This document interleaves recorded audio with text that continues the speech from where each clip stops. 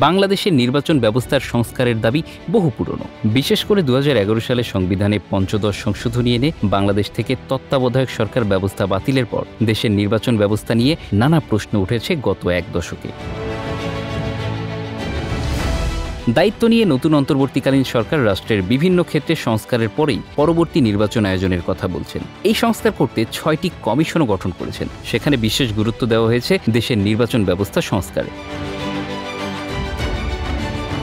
নির্বাচন ব্যবস্থা সংস্কার কমিশনের প্রধান হিসেবে নির্বাচন পর্যবেক্ষক সংস্থা সুশাসনের জন্য নাগরিক বা সুজনের সাধারণ সম্পাদক বদিউল আলম মজুমদারকে দায়িত্ব দেওয়া হয়েছে। তাই আগামীতে নির্বাচন ব্যবস্থা সংস্কারে সবার আগে সংবিধানের পঞ্চদশ সংশোধনী কিংবা এ বিষয়ে সংবিধান সংশোধন কমিটি কি সিদ্ধান্ত নেয় সেদিকে তাকিয়ে থাকবে নির্বাচন ব্যবস্থা সংস্কার কমিশন। এই কমিশন এরই মধ্যে সংস্কারের জায়গাগুলো চিহ্নিত করতে শুরু করেছে। এক্ষেত্রে নির্বাচন পদ্ধতি, নির্বাচনী আইন কিংবা নির্বাচন কমিশনে নিয়োগের বিধানগুলোতেও সবার আগে নজর দেবে বলে ধারণা করা হচ্ছে।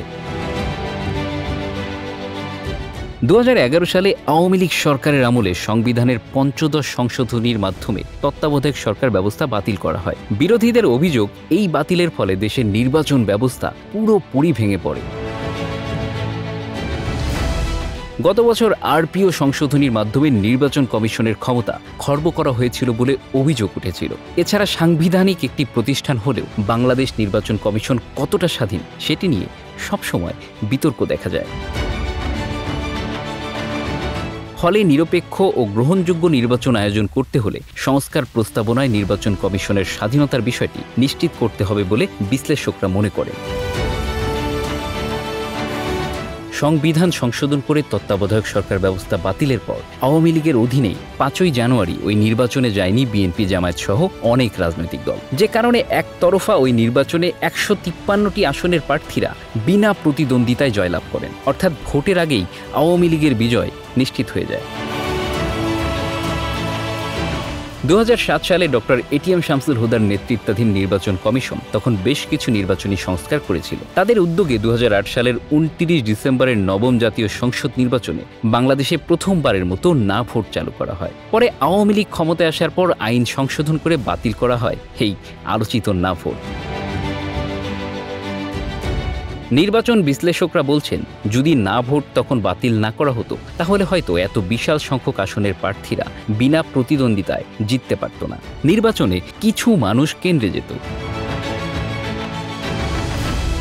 গত 2টি জাতীয় নির্বাচনে বাংলাদেশের ভোটিং পদ্ধতি নিয়ে যত আলোচনা ও রাজনৈতিক বিতর্ক হয়েছে তা অন্য কোনো ইস্যুতে আর হয়নি। কিন্তু গত দ্বাদশ জাতীয় নির্বাচনে তারা অর্ধেক আসনে ইভিএমে ভোট করার সিদ্ধান্ত নিয়েও পিছু হটেছে। আর ইভিএম ব্যবহার করেনি আওয়াল কমিশন।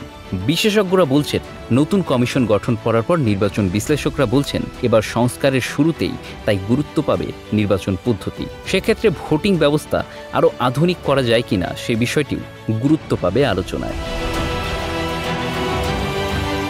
একই সাথে প্রবাসী ভোটারদের ভোটদানের সুযোগ তৈরি করে দেওয়ার বিষয়টিও গুরুত্ব পাওয়া উচিত বলে মনে করছেন বিশেষজ্ঞরা। প্রয়োজনে পোস্টাল ব্যালটের মাধ্যমে তা করা যেতে পারে।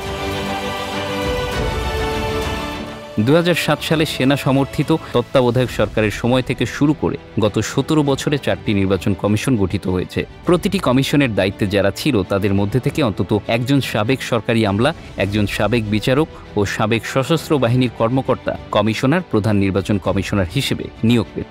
তবে এই পদ্ধতিকেই ত্রুটি হিসেবে দেখছেন বিশেষজ্ঞরা।